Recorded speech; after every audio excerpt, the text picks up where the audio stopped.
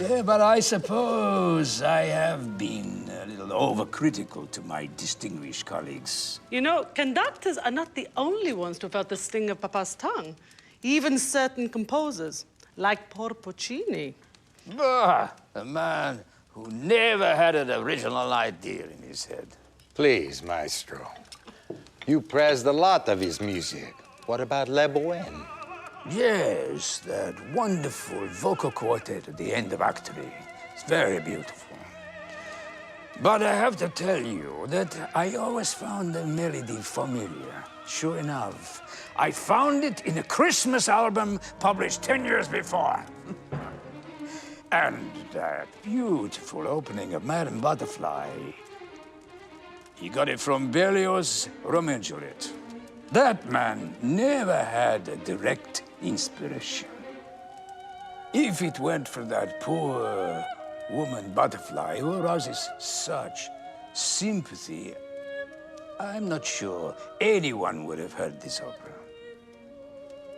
I raised a point with Puccini. When the cannon goes off in the harbor, I said, Puccini, were you even thinking about Butterfly?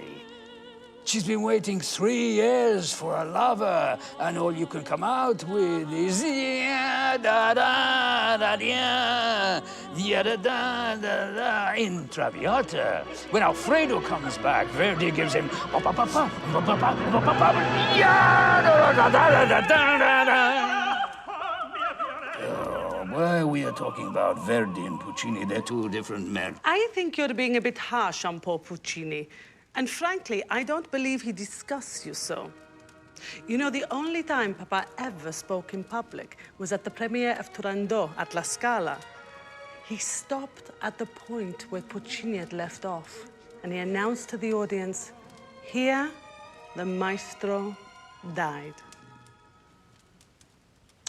Well, after all, Puccini and I did so many operas together.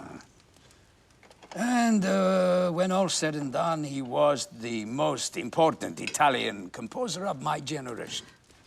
There was a time when Papa and Puccini were actually not talking. The Puccini family always sent panettone to their friends at Christmas. And Puccini realized to his horror they'd sent one to us. See, he sent a telegram. Panettone, sent by mistake, stop, Puccini. I immediately replied, panettone, eaten by mistake, stop, Toscanini.